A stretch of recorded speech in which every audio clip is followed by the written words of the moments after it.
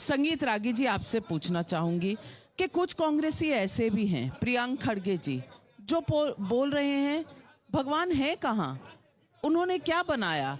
कोई ये प्रूव कर सकता है कि किसी ने भगवान को बनाया है? कोई ये कहीं पर कोई आज भी आपसे एविडेंस मांगने के चक्कर में है? और दूसरी तरफ उद्धव ठाकरे जी हैं, जो अब हिंदुओं को, जो राम भक्ति में जुटे हैं, कह रहे हैं ये नालायक हिंदू हैं। राहुल गांधी आसाम में है, वो अलग यात्रा कर रहे हैं। ममता बनर्जी सर्वधर्म यात्रा करेंगी। ये राम से ही परहेज क्यों? देखिए, सबके लिए अलग अलग है। उद्धव ठाकरे जी के लिए तो यही कहूँगा कि संगति का बहुत बड़ा असर पड़ता है।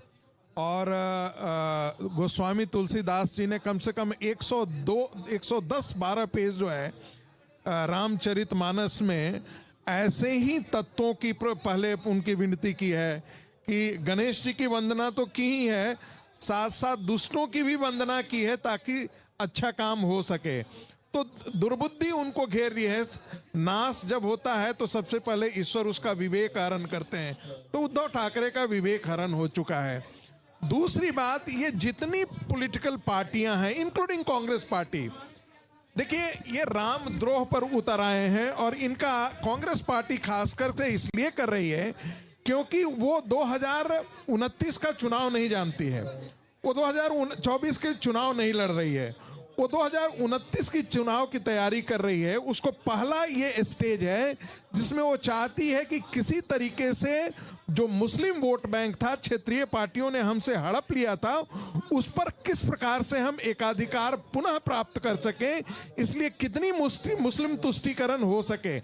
आपको ध्यान में होना चाहिए कि जैसे ही रामलला के प्राण प्रतिष्ठा का डेट तय हुआ, इंडियन यूनियन मुस्लिम लीग ने कांग्रेस को चेताया, और कांग्रेस को चेताने के बाद एक समय ऐसा था कि मल्लिकार्जुन खड़गे जी तो तैयार भी हो गए थे।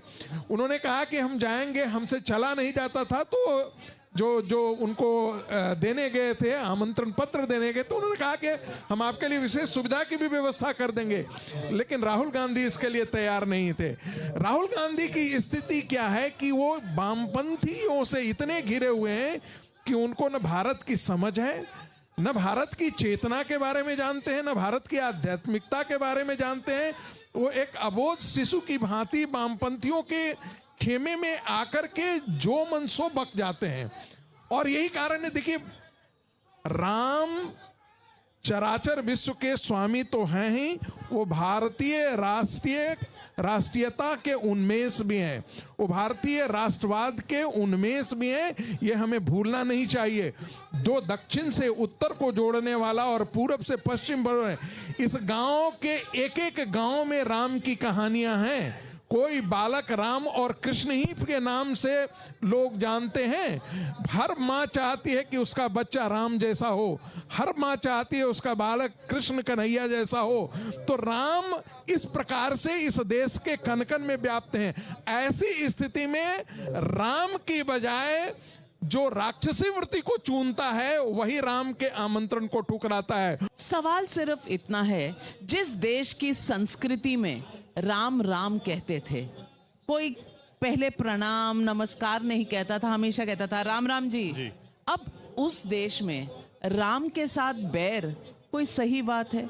और आपकी राजनीतिक लड़ाई इन पार्टियों की अलग अलग हो सकती है, लेकिन क्या वो राम के साथ बैर में परिवर्तित हो जाएगी? और जो सवाल सभी पूछ रहे हैं कि क्या कुछ वोटों के लिए आप राम को छोड़ देंगे? क्योंकि इस देश में सबने देखा है कि राम का गुरु ग्रंथ साहब में कहीं ना कहीं जिक्र रहता है।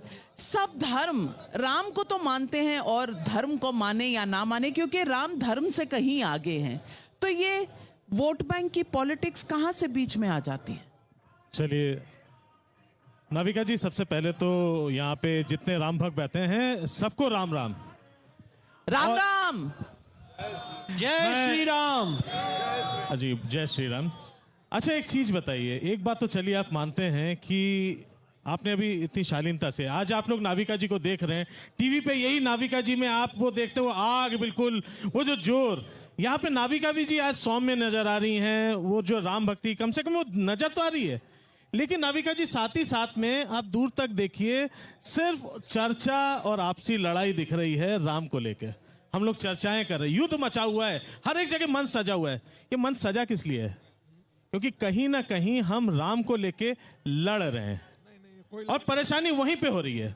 मैं एक बात कहना चाहूंगा, संगीत रागी जी, अभी आप कह रहे थे कि ईश्वर कब बुलाते चले। मैंने मानना है कि आप बहुत यंग हैं, आप युवा हैं, अभी ईश्वर से आप न मिलन हो, आपकी अभी दूरी बनी रहे, लेकिन खैर ईश्वर से मिलना जरूरी नहीं है उसी सेंस में हो।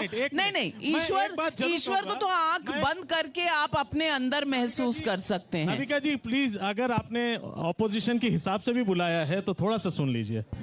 मैं इतने से बात कहूंगा कि जहां पे आपत्तियां आ कहां रही हैं, एक साथ क्यों नहीं आ पाए? एक साथ इसलिए नहीं आ पा रहे हैं, उसका एक बड़ा कारण है। मैं लखनऊ से लेकर अयोध्या तक आ रहा हूं, मुझे राम से ज्यादा दोनों तरफ हमारे दो बड़े बड़े नेता दिख रहे थे, बाएं दाएं दोनों तरफ नेता दिख रहे थे। मुझे ऐसा लग रहा था, मुझे लग नहीं रहा था कि मैं अयोध्या की तरफ जा रहा हूं, मुझे लग रहा था कि मैं किसी बीजेपी के बहुत बड़े महोत्सव की तरफ जा रहा हूं। तो ये आज के दिन में एक पार्टी का महोत्सव बन जा रहा है, उस बात से दुख है। चिंता इस बात की नहीं है। आपको क्या लगता है, क्या जिस समय बाबरी मस्जिद के गिरने से पहले आपके घर में राम मूर्ति नहीं थी? क्या मेरे घर में राम मूर्ति नहीं थी?